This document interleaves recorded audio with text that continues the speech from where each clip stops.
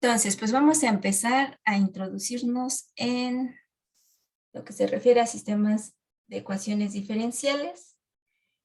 Y aquí es donde vamos a empezar a retomar algunas cuestiones que vieron en su momento en álgebra lineal. Lo de sistemas de ecuaciones y posteriormente lo de valores propios, vectores propios, etc. Entonces, retomando un poquito lo último que vimos, que fue el modelo del oscilador armónico, de masa-resorte, vamos a retomarlo un poquito y con ese vamos a introducirnos a esto de sistemas de ecuaciones diferenciales. Entonces, recordando rápidamente el caso de un sistema masa-resorte no forzado, es decir, no hay una fuerza externa, y no amortiguado, es decir, no tenemos la primera derivada en la expresión de la ecuación. Tenemos en este caso el sistema masa-resorte no amortiguado, ¿no? Un oscilador armónico simple. Entonces sería una situación ideal en la que no hay fricción y por tanto una vez que sacamos a la masa del equilibrio, jalando o comprimiendo el resorte, se va a mantener oscilando por siempre. Entonces las soluciones, bueno, ya hemos visto que están representadas por senos, cosenos. ¿Cómo obtenemos estas soluciones? Pues usando la ecuación característica, sacando las raíces, y como las raíces son complejas, usando la identidad de Euler, queda una expresión de las soluciones en términos de senos y cosenos. Y bueno, entonces si dibujamos las soluciones, se van a ver algo así, ¿no? Siempre vamos a mantener la misma amplitud porque no hay ningún amortiguamiento en el sistema. Entonces, a partir de esta expresión de este sistema masa-resorte, que es una ecuación diferencial de segundo orden, vamos a reescribirla de forma que podamos expresar el mismo modelo usando ecuaciones de primer orden. Entonces, para eso, lo primero que hacemos es reescribirla de forma canónica, es decir, que el coeficiente que acompaña a la segunda derivada sea 1. Entonces, para eso divido toda la ecuación entre m y el término, o este segundo término que va a ser k entre m por y, lo paso del otro lado. Y tengo esta expresión. Entonces, yo sé que y corresponde a la posición de la masa en el tiempo. Entonces, como se trata de posición o distancia, la primer derivada de esta función y, que es la función posición, va a corresponder a la velocidad de la masa. Y la segunda derivada, la aceleración de la masa. Entonces, teniendo en cuenta eso, voy a renombrar la primer derivada de y como v de t, donde v pues es justamente la velocidad de la masa. Entonces digo, bueno, la primera derivada de y con respecto a t la renombro como v de t. Entonces, la segunda derivada de y con respecto a t es esto, pero a su vez, si yo ya renombre la primera derivada de y con respecto a t, como ve, la segunda derivada de y con respecto a t va a ser la primera derivada de la velocidad con respecto al tiempo. Entonces, en lugar de usar la segunda derivada de y con respecto a t, voy a usar esta expresión en términos de la velocidad. Y entonces la velocidad, la derivada de la velocidad con respecto al tiempo, es igual a este término, menos k entre m por y. Entonces, si se fijan, lo único que hice fue hacer como una especie de cambio de variable, de renombración en las variables, en este caso en la derivada de la variable incógnita, y de esa forma he construido dos nuevas ecuaciones en vez de una, pero esas dos nuevas ecuaciones ahora son de primer orden. Una es que la derivada de y con respecto a t es igual a b, y otra es que la derivada de b con respecto a t es igual a menos k entre m por y. Entonces, ahora tenemos una descripción de este oscilador armónico por medio de estas dos ecuaciones. Entonces, son la misma cosa, simplemente hemos escrito la misma situación con ecuaciones diferenciales de distinto orden. Entonces, aquí tenemos un sistema de ecuaciones, se conoce como de primer orden porque las ecuaciones involucradas son de primer orden. Entonces, hemos reducido el orden, pero eso generó un aumento en la cantidad de ecuaciones con las que vamos a trabajar. Ahora tenemos dos variables incógnitas. Una sería y, que es la posición, y otra es b. Entonces, dependiendo qué es lo que queremos analizar de la ecuación diferencial, del modelo, nos conviene verlo con esta ecuación diferencial o con este sistema de ecuaciones. Aquí les puse, por ejemplo, que la representación de este sistema masa-resorte como ecuación de segundo orden con una variable, o sea, simplemente y, es más conveniente para cuando estamos utilizando métodos analíticos. De hecho, bueno, ya sabemos qué métodos analíticos nos permiten resolver esta ecuación, que su solución viene dada por esto. Pero visto como sistema de primer orden, va a ser mejor cuando estamos llevando a cabo un análisis numérico o cualitativo. Entonces, ¿hasta aquí alguna duda?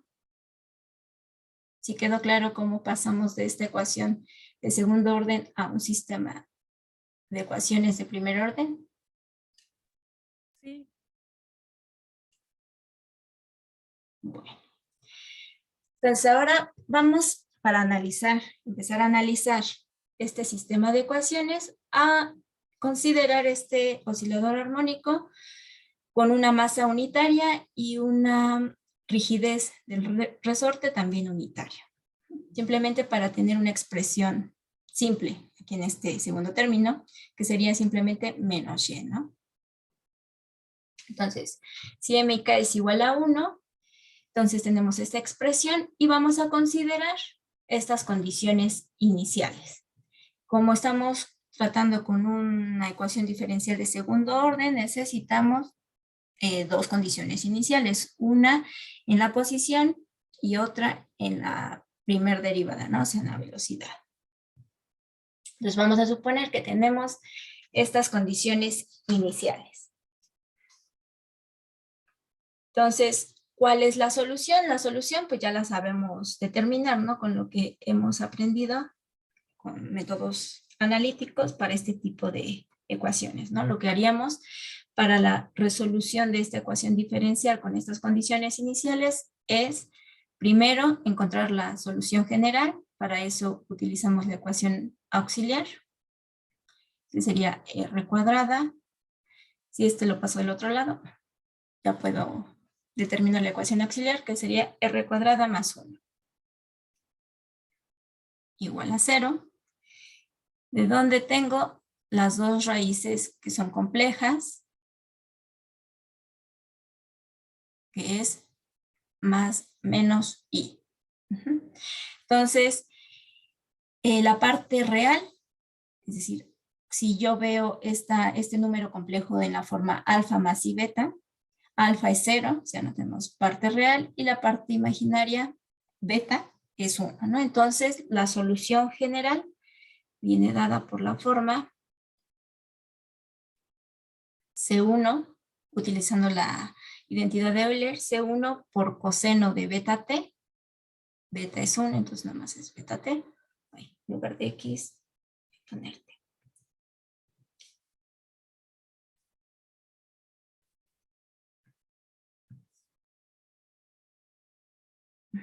Más C2 por seno de t.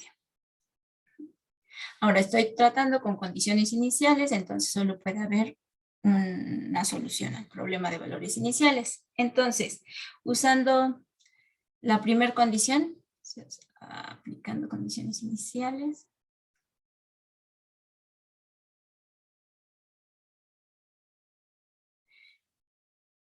en 0. Por un lado, yo sé que eso debe valer 1 y por otro lado, es cuando sustituyo t igual a 0, simplemente me va a quedar C1, ¿no? Este término es 0 y nada más, coseno de 0 es 1, entonces nada más me queda C1. Ahora saco la derivada de y de t. Esto es menos C1 seno de t más C2 coseno de t. Y aplico la segunda condición inicial, ¿no? Por un lado, esto debe valer 0. Y aplicando t igual a 0 en esta expresión, pues me va a quedar simplemente C2. Entonces, la solución particular va a ser 1 por coseno de t más 0 por seno de t, es decir, esta. Bueno, ahora vamos a aplicar lo que acabamos de hacer en la diapositiva anterior para, a partir de esta ecuación de segundo orden, pasarla a un sistema de ecuaciones de primer orden. Entonces, ¿cómo hacemos eso? La primer derivada la renombro como v por velocidad y entonces la segunda derivada de y es la derivada de la velocidad, y eso va a ser igual entonces a menos y. Entonces tengo este sistema de ecuaciones. Ahora tengo las mismas condiciones iniciales, pero puedo reescribirlas como con esta notación, ¿no? Como una pareja ordenada. La condición para y0 y la condición en la velocidad.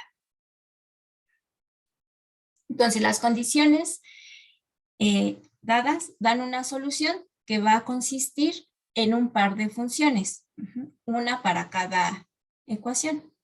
Entonces en este caso, si resolvemos, tengo de la que ya dedujimos para el caso de la ecuación diferencial de segundo orden, ya sabemos que la posición en todo momento es coseno de t.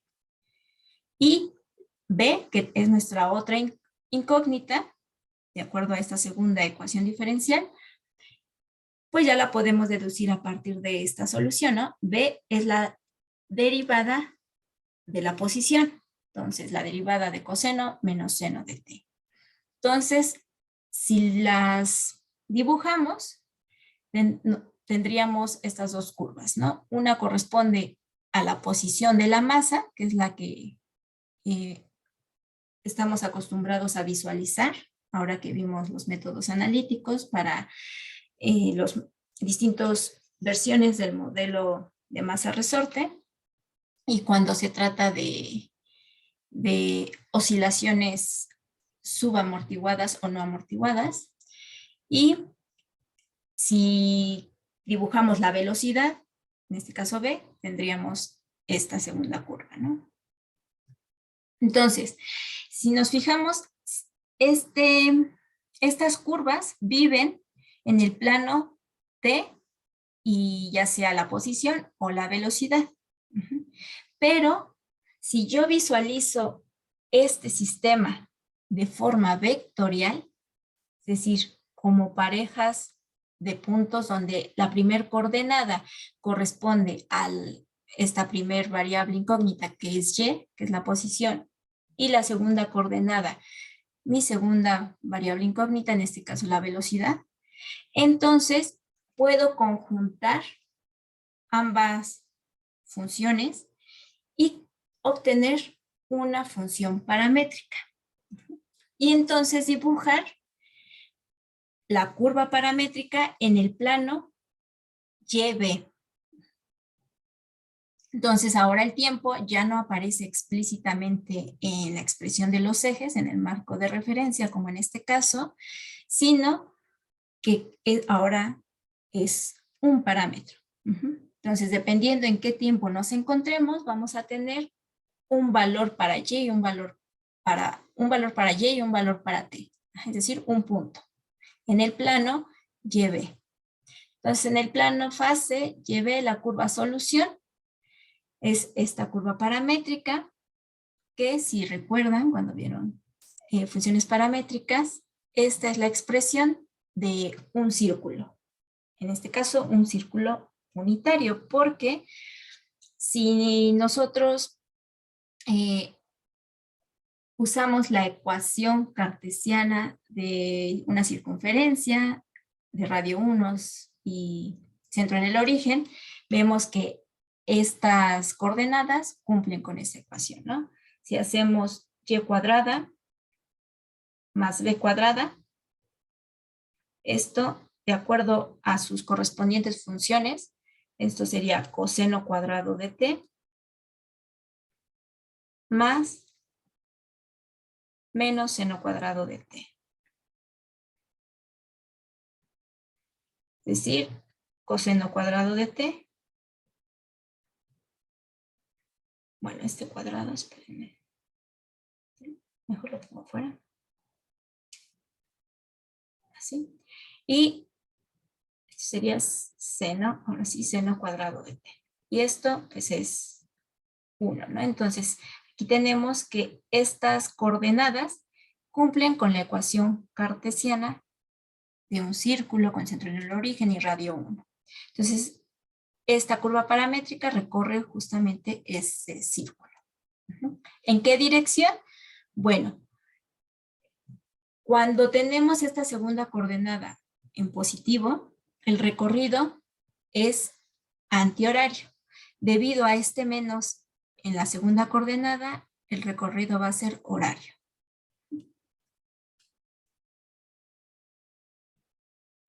¿Dudas hasta aquí?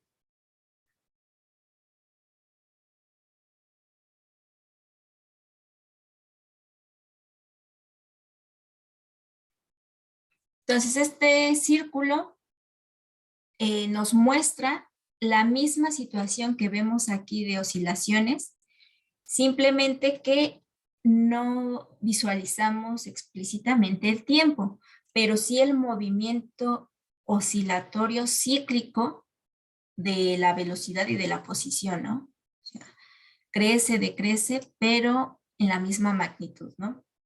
Entonces, tanto Y como B crecen, decrecen en el rango -1 y 1 de forma cíclica indefinida, ¿no? Si no tenemos acotado el tiempo, pues seguiríamos dando vueltas. Bueno.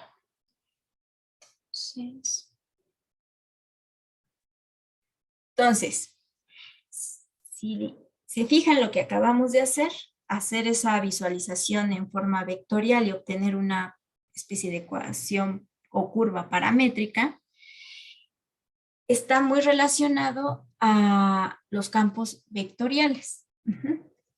De hecho, si yo visualizo estas dos derivadas en un solo vector, entonces ese vector que corresponde a estas derivadas es igual a otro vector. Este segundo vector lo podemos visualizar vectorialmente a través de un campo de vectores.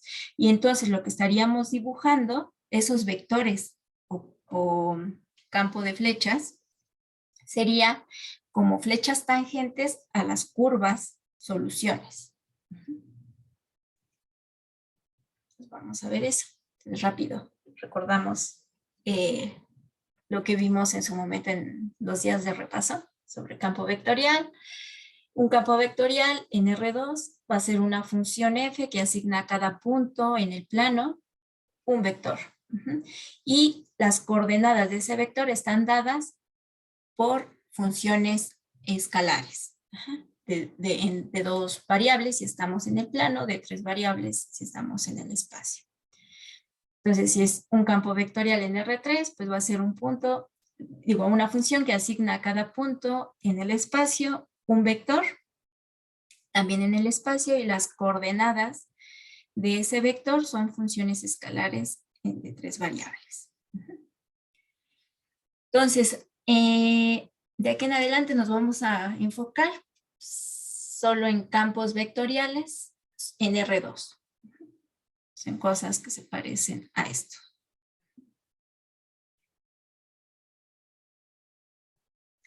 Bueno, entonces regresando al ejemplo que ahorita estamos tratando, si yo visualizo esas derivadas que aparecen en el sistema, aquí lo tengo, en el sistema, dentro de un mismo vector, que esta sea la primera coordenada del vector y esta la segunda coordenada, entonces este sistema lo puedo reescribir como esto, ¿no?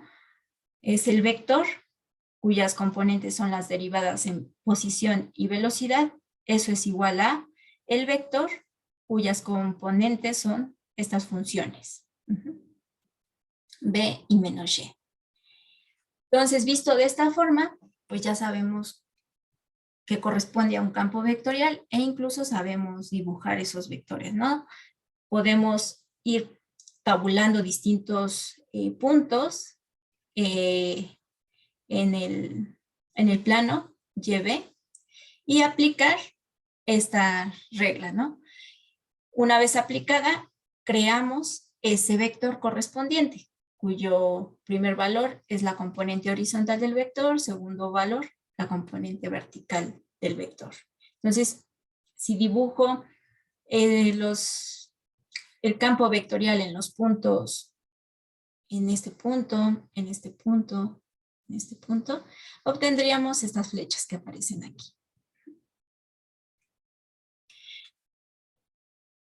Entonces, si se fijan, estas flechas que están en el campo de direcciones, en el campo de pendientes, campo vectorial, están siendo tangentes a la curva solución. La curva solución es esta circunferencia que acabamos de ver hace un momento. Entonces, este es el campo vectorial correspondiente a los vectores velocidad para el movimiento de la curva paramétrica correspondiente a la solución, que es este círculo. Entonces, en general, el campo vectorial del oscilador armónico simple, este que estamos viendo, que es sin amortiguamiento, se ve así. Y si dibujamos todo el campo vectorial, es decir, solo considerando esto y ningún tipo de condición inicial, entonces tendríamos un campo de direcciones como se muestran en estos gráficos. Ahora, si recuerdan cuando vimos el repaso de campos vectoriales, vimos que al tratarse de vectores, pues vamos a tener diferentes magnitudes de esos vectores. Eso va a depender de cómo son estas funciones en las coordenadas de los vectores del campo vectorial. Entonces podemos tener vectores más grandes, más pequeños, pero si dibujamos o tabulamos muchos puntos, pues va a haber, se van a empalmar unas flechas con otras. Entonces podemos empezar a ver cosas como esto y si son demasiados puntos y flechas, pues acaba siendo un gráfico que no podemos entenderlo, ¿no? Está todo ahí empalmado. Entonces, generalmente lo que se hace es escalar esos vectores, es decir, normalizarlos, a que todos tengan el mismo tamaño, generalmente ese tamaño es 1, para que el gráfico se visualice mejor en qué está sucediendo con el flujo de flechas. Entonces, si nosotros todas estas flechas que corresponden al campo vectorial dado por estas componentes, si una vez graficado o determinado el vector lo normalizamos, pues al final tendríamos este campo de flechas, todos del mismo tamaño. Se pierde un poco de información porque finalmente la magnitud de los vectores nos indica qué tan rápido se está moviendo la curva, ¿no? En este caso, qué tan rápido se están moviendo las soluciones en determinados puntos. Algunas veces, en las soluciones pensadas, que son soluciones en el tiempo, van a moverse con mayor velocidad, dependiendo si la magnitud de estos vectores son más grandes, o a veces la solución irá más lenta, correspondiente a la magnitud de estos vectores que son más pequeños. Esa información pues la perdemos y lo escalamos, pero a veces con que tengamos bien visualizado qué está pasando con el flujo de flechas y ya simplemente en nuestra mente teniendo el conocimiento de cómo es la magnitud de esos vectores, pues ya podemos hacer el análisis cualitativo correspondiente.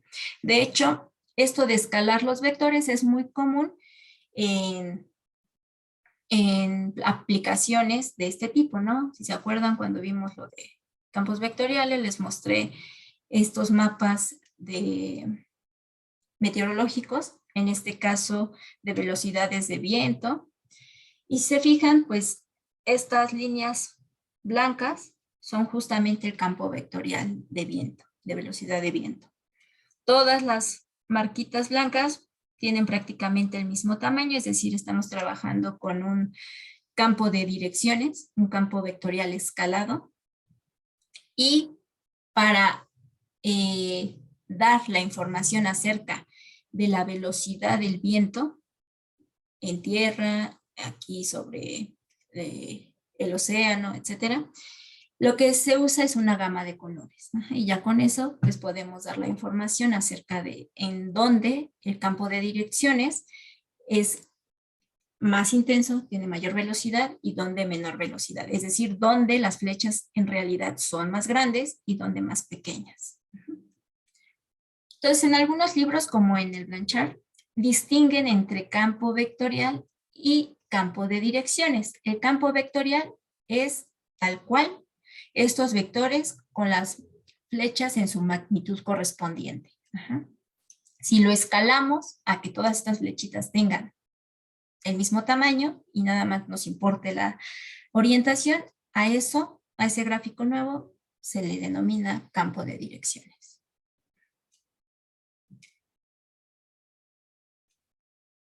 Ok. ¿Alguna duda? ¿Hasta aquí?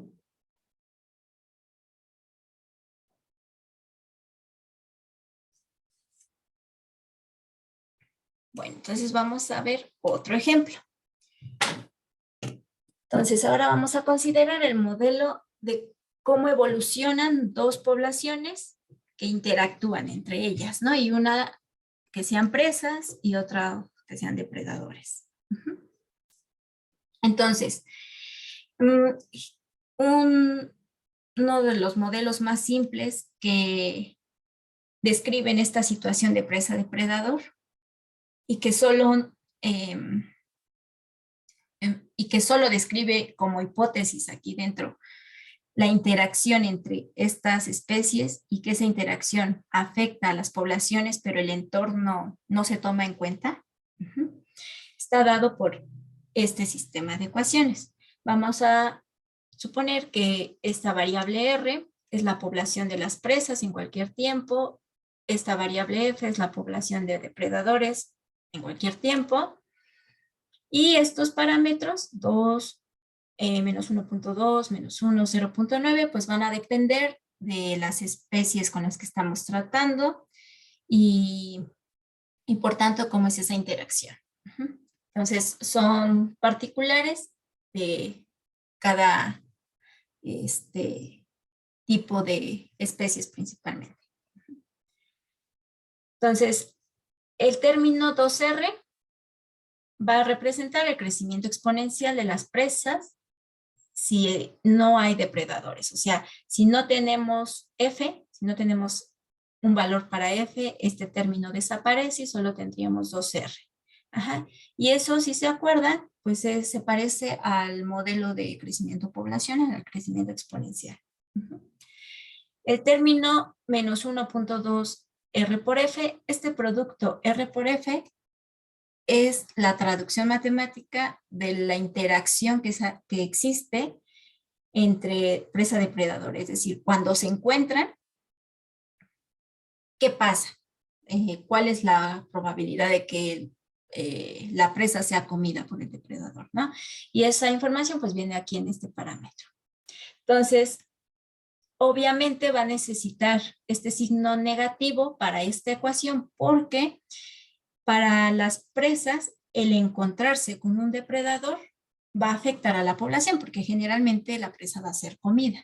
Entonces va a disminuir a la población, ¿no? La razón de la población en el tiempo cuando se encuentran pues tiene que ser negativa. El término menos F para el caso de los depredadores representa la hipótesis de que los depredadores mueren si no hay presa que comer. Si no tenemos comida, este término desaparece y entonces los depredadores no tienen que comer, entonces esperaríamos que la población decrezca hasta que se extinga. Entonces tendríamos esta misma situación de crecimiento exponencial, pero negativa, ¿no? O sea, decremento exponencial. Y por último, este término es el de interacción cuando se encuentra presa-depredador. Entonces, en el caso de los depredadores, les conviene encontrarse con las presas. Si se encuentran, generalmente el depredador se la come y eso es en beneficio a la población, ¿no? Eso va a tener como consecuencia que la población crezca. Por eso tenemos un signo positivo. Y se dice que este sistema es un sistema de ecuaciones de primer orden acoplado, de primer orden porque las ecuaciones que intervienen son de primer orden, y acoplado porque ambas variables, ambas poblaciones dependen de las dos poblaciones, ¿no? R, la población de presas, depende también de qué pase con la población de depredadores y a su vez la población de depredadores depende qué esté sucediendo con la población de presas. Por eso es que están acoplados. Cuando tenemos sistemas acoplados, pues su resolución analítica es un poquito más compleja. No siempre va a ser posible. Si no estuvieran acoplados, es decir, que esta primera ecuación, lo que esté del lado derecho, solo dependa de R, y en esta segunda ecuación, lo que está del lado derecho, solo dependa de F, si se fijan, pues podríamos resolver esas ecuaciones diferenciales independientemente, integrando con respecto al tiempo, bueno, más bien sería una ecuación autónoma, aplicamos separación de variables, cada caso, e integramos. Y ya tendremos la solución para cada caso, pero en este caso no es tan sencillo, dado que está este acoplamiento. Entonces, lo mejor para este tipo de sistemas es un análisis cualitativo. Ya veremos casos particulares de sistemas en los que sí podemos llevar a cabo un método analítico. Bueno, eso lo veremos un poquito más adelante. Entonces, para el análisis podemos empezar con la búsqueda de soluciones constantes, es decir, soluciones de equilibrio. Es decir, vamos a proceder como cuando estuvimos tratando con ecuaciones de primer orden autónomas. ¿Se acuerdan que en ese caso, en ecuaciones diferenciales autónomas, existía lo de la línea fase y en ese tipo de ecuaciones nos convenía primero ver los puntos de equilibrio y luego eso segmentaba la línea fase y entonces veíamos qué pasaba en cada segmento separado por esos puntos de equilibrio, cómo era el signo de la derivada y por tanto eso nos indicaba si la función crece o decrece. Algo similar vamos a hacer aquí para el análisis cualitativo. Pues vamos a buscar primero esas soluciones constantes, esas soluciones de equilibrio. Entonces, ¿qué pasa, por ejemplo, en el caso en que R y F son cero? Es decir, no tenemos población. Pues la derivada de R con respecto a T, ¿cuánto vale? Si R de T es igual a 0 para todo tiempo, la derivada de R con respecto a T, ¿a qué es igual?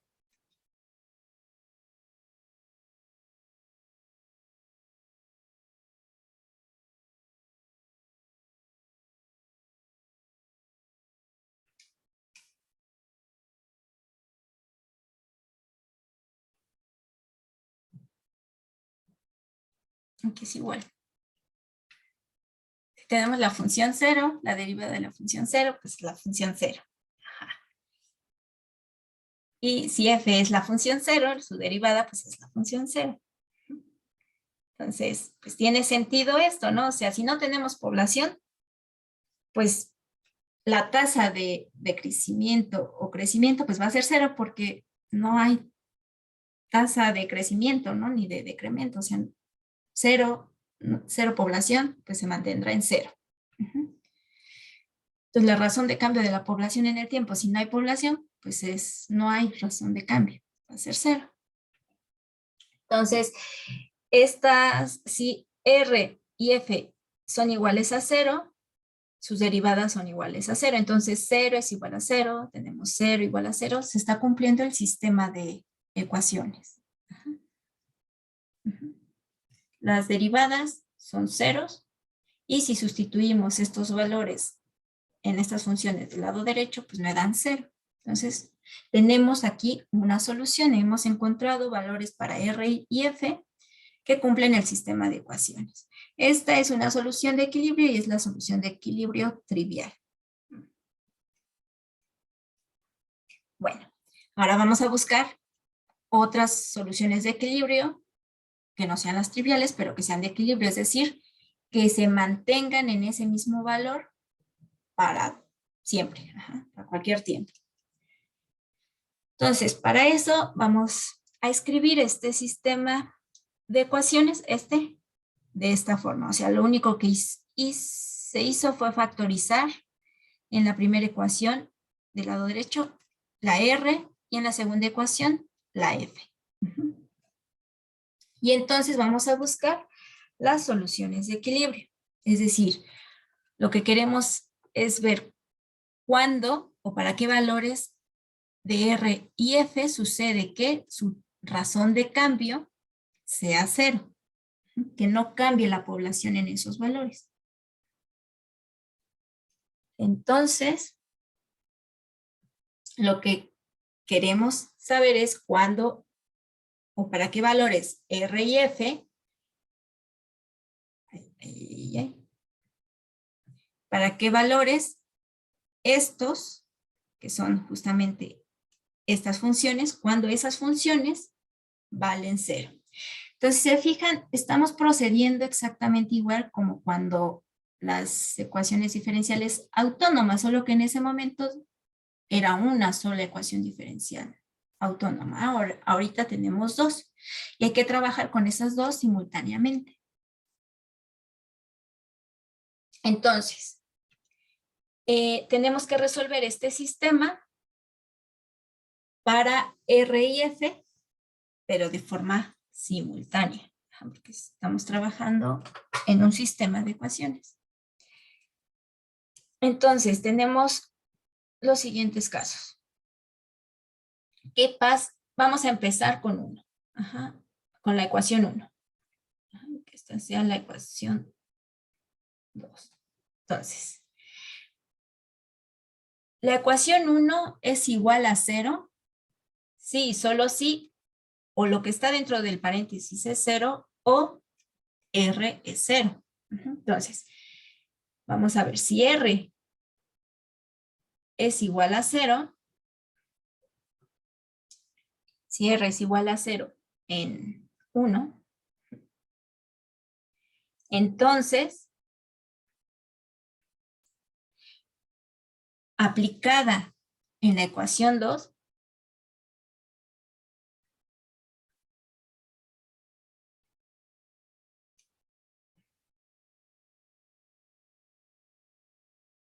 aplicada en 2, tendríamos menos 1 más 0.9 por 0, este término se hace 0 por F, ¿no? Entonces tendríamos que menos F es igual a 0 o F es igual a 0. Entonces, si R es igual a 0 y F es igual a 0, pues tenemos una solución del sistema que es la que acabábamos de ver. Entonces, esto nos genera la solución R igual a 0 igual a F. Bueno, es la solución trivial. Pero tenemos otro caso, ¿no? ¿Qué pasa si en 1 lo que es 0 es lo que está dentro del paréntesis? ¿Qué pasa si 2 menos 1.2 por f es igual a 0? Entonces, de aquí, ¿cuánto vale f? ¿Cuánto vale f?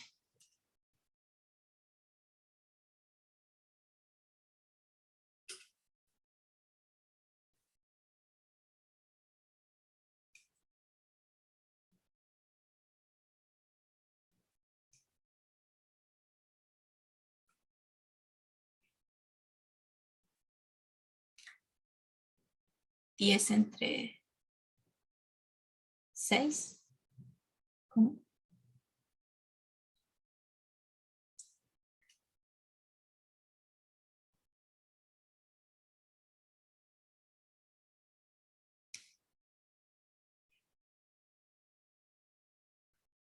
¿1.6? Bueno, es, ajá, 1.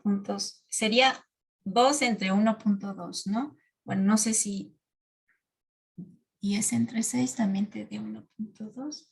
Digo 1.6, pero bueno, aproximadamente va a ser 1.6. Entonces, este lo sustituimos en la ecuación 2.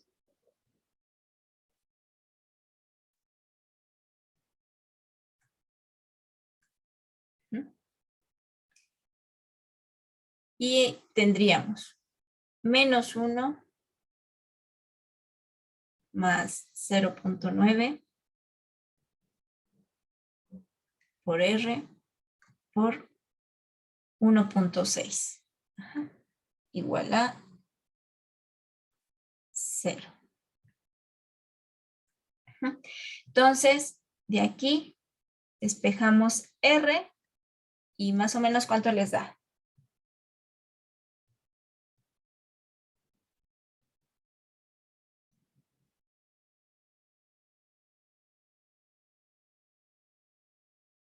Entonces, 1.6 pasa dividiendo, se hace 0 y nada más. R sería 1 entre 0.9. ¿Cuánto les da 1 entre 0.9?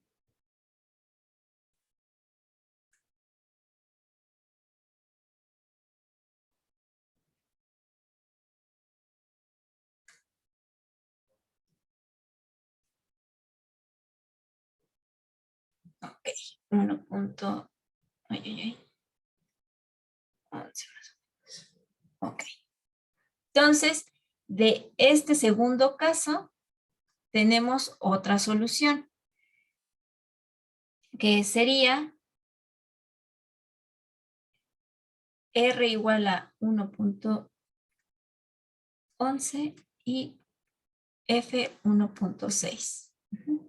Entonces, esta es otra solución de equilibrio, es decir, si nos encontramos con estas poblaciones para presa y depredador, no importa que se encuentren, que interactúen, se van a mantener así. Ajá. Es decir, ambas especies están en equilibrio. Las presas soportan la cantidad de depredadores. Ajá. No disminuye ni aumenta la población de presas a pesar de que son comidas. O sea que nacen las mismas que están siendo comidas. Ajá. Entonces, siempre se van a mantener en este punto si la población llega a este punto. Bueno, ya no tenemos otras soluciones de equilibrio, ya revisamos ambos los casos posibles. Si hacemos algo similar a esto para la segunda ecuación, es decir, ¿qué pasa si f es igual a 0 y qué pasa si menos 1 más 0.9 por r es igual a 0? Llegaríamos a estas mismas soluciones. Bueno. Entonces, ahora vamos a ver qué pasa si la población de presas es igual a 0. Entonces, el sistema de ecuaciones, si la población de presas es igual a 0,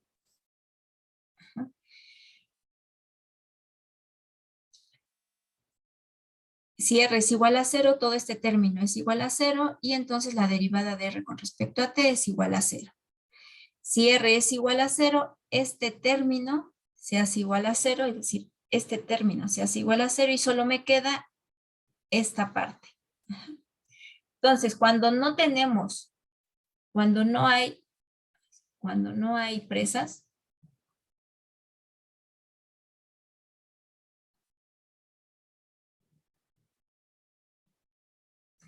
tenemos el sistema de ecuaciones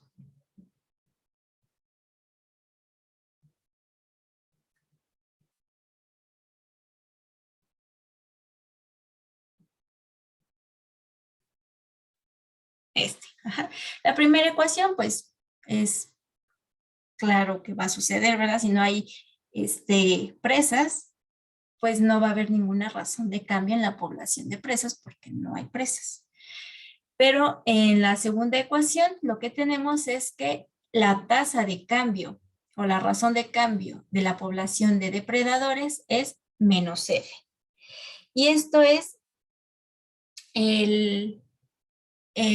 cuando vimos decaimiento radiactivo, teníamos este modelo. Ajá, es una forma de decremento exponencial. Entonces, este modelo es un decremento exponencial en la población.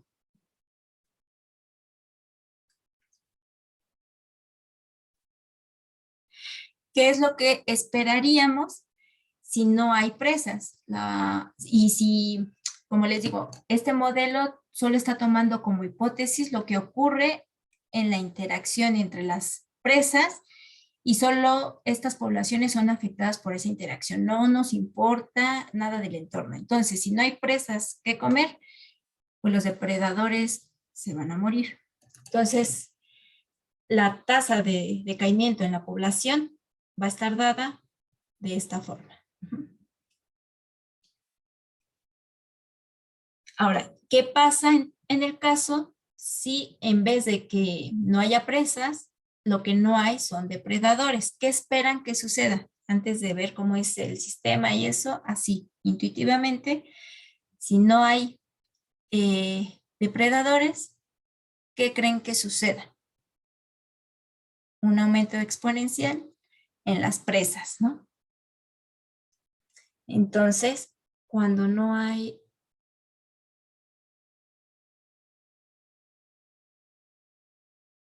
depredadores,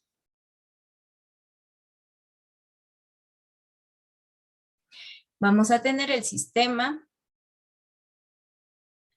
de R en dt igual a, regreso, de R en dt. Este término se hace 0 y nos queda 2R.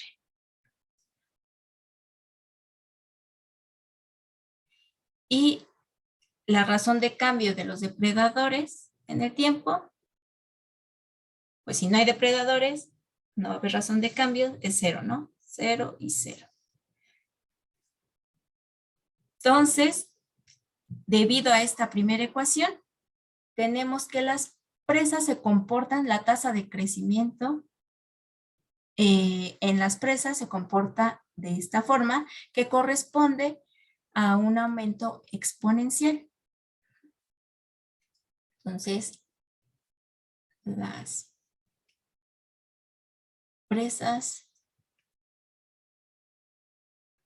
crecen exponencialmente.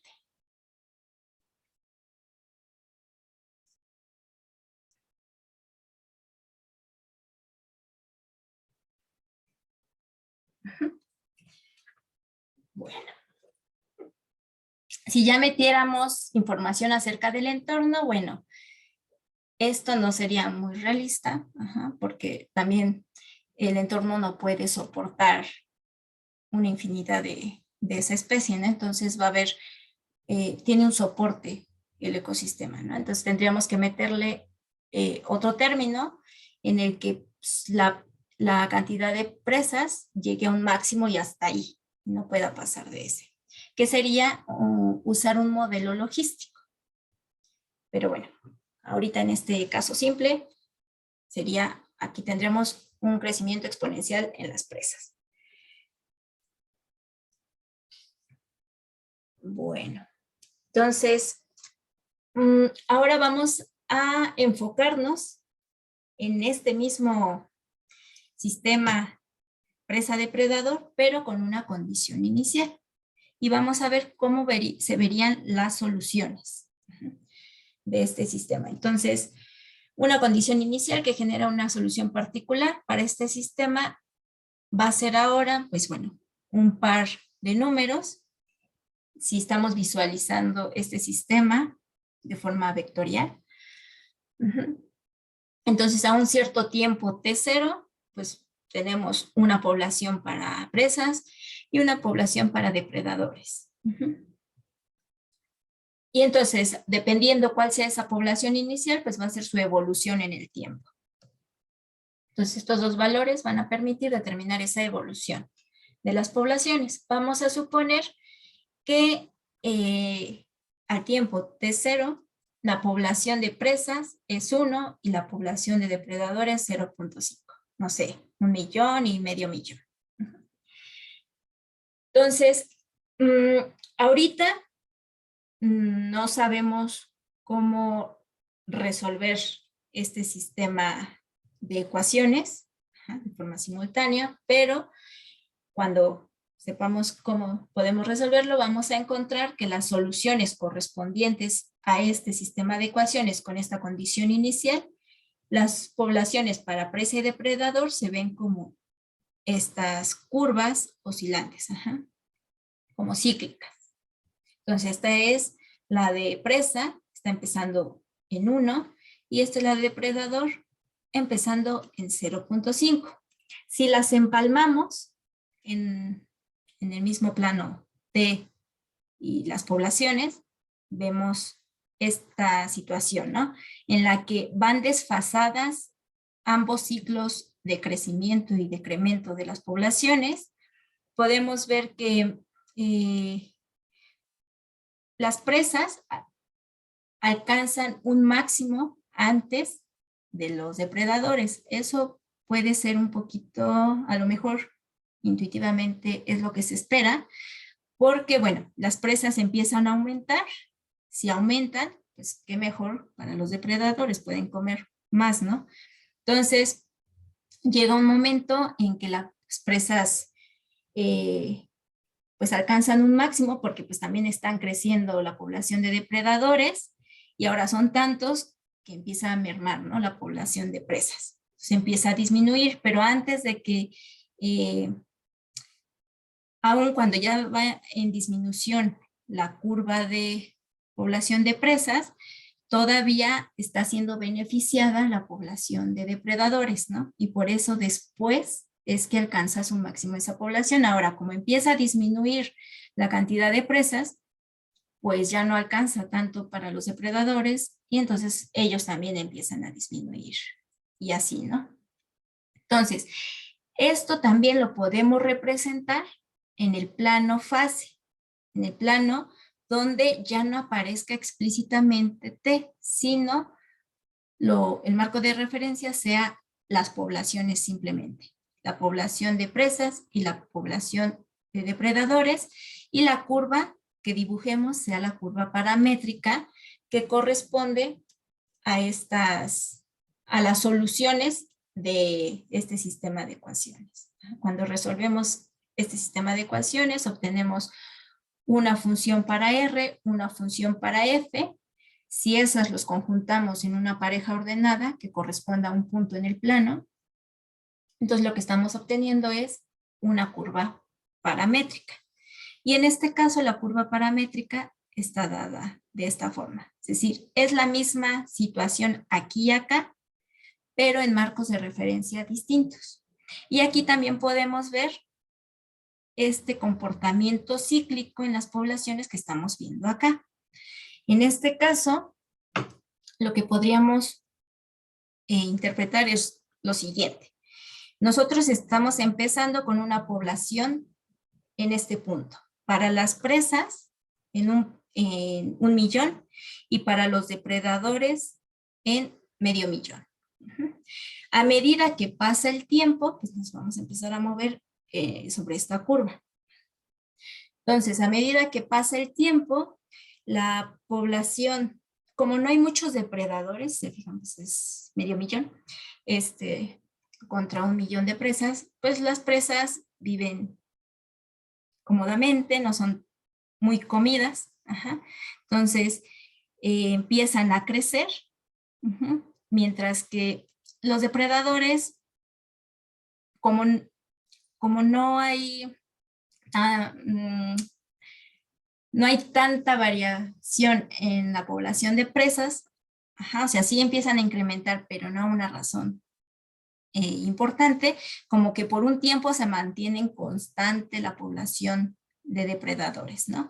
Pero llega un momento en el que la cantidad de presas ya es suficiente para que todos los depredadores alcancen a comer y ellos empiecen a crecer en población.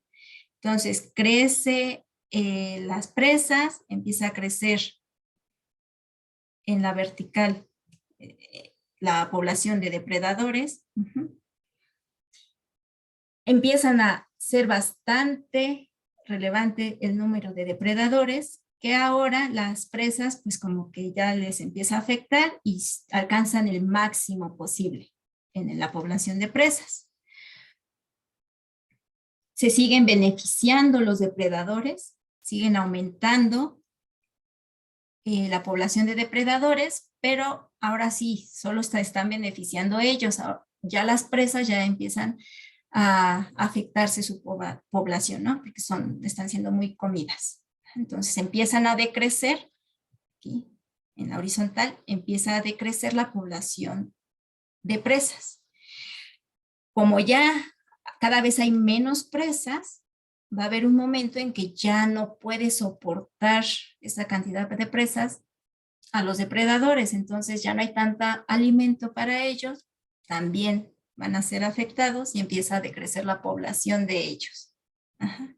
Como va decreciendo la población de depredadores, pues las presas tienen mayor oportunidad de reponerse. Ajá. Entonces empieza a aumentar su población y así, ¿no? Y así seguimos para siempre. Entonces ¿sí ven ese comportamiento? ¿Alguna pregunta, duda?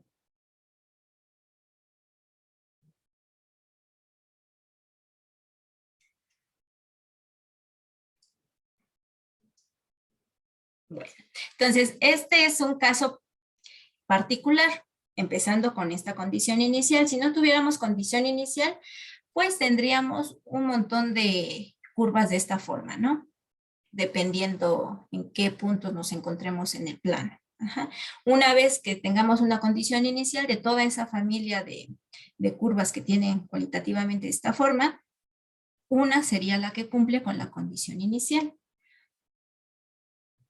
Entonces, el retrato fase, el plano fase, que es la analogía a la línea fase, cuando trabajamos con ecuaciones autónomas, se vería así.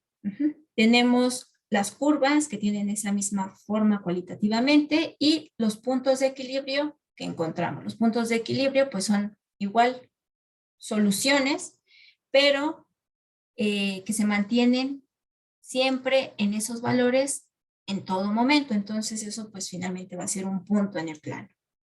Tenemos la solución trivial cuando no hay población y este punto que encontramos cuando resolvimos el sistema de ecuaciones para R y F. Entonces, en este problema en particular, solo tiene sentido trabajar con este primer cuadrante del plano fase RF. Este plano pues tiene igual 4 cuadrantes, ¿no? Este y este. Pero como las poblaciones son positivas o cero, pues solo tiene sentido trabajar en este cuadrante. Ya habrá otros problemas en el que el análisis tendría que ser efectuado en los 4 cuadrantes. Y bueno, lo mismo que hicimos con el oscilador armónico, esto lo podemos visualizar de forma vectorial. Podemos escribir estas derivadas como componentes de un vector. Y entonces eso es igual a este vector, donde las componentes son estas funciones de velocidad, en este caso de las poblaciones. Si a este vector lo renombro como la derivada de P, donde P, el vector P, es justamente las soluciones o las poblaciones R y F, entonces este vector sería la derivada de P con respecto a T. Y si a este campo vectorial, esta función que correspondería a un campo vectorial, lo renombro como B de R y F, este es el campo vectorial aplicado en los puntos en el plano RF, condensadamente todo esto lo podríamos escribir de esta forma. Entonces, como si tuviéramos una sola ecuación diferencial, pero al trabajar vectorialmente esto puede representar una pareja de ecuaciones diferenciales, una terna o n ecuaciones diferenciales, ¿no? Un sistema de n ecuaciones diferenciales. Y esto que aparece del lado derecho cuando trabajamos con sistemas de ecuaciones diferenciales, siempre lo pueden visualizar como un campo vectorial, es decir, como un campo de flechas. Esas flechas van a ser tangentes a las curvas solución de ese sistema de ecuaciones. Entonces, en el caso del modelo presa-depredador que acabamos de ver con la condición inicial 1, 0.5, que es esta, si dibujamos las flechas de este campo vectorial en algunos puntos sobre esta curva, tendríamos estas flechitas que son tangentes a la curva solución. Bueno, chicos, ¿dudas?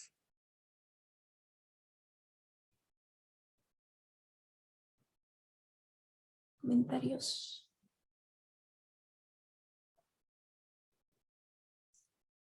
Bueno, entonces pues aquí le dejamos el día de hoy.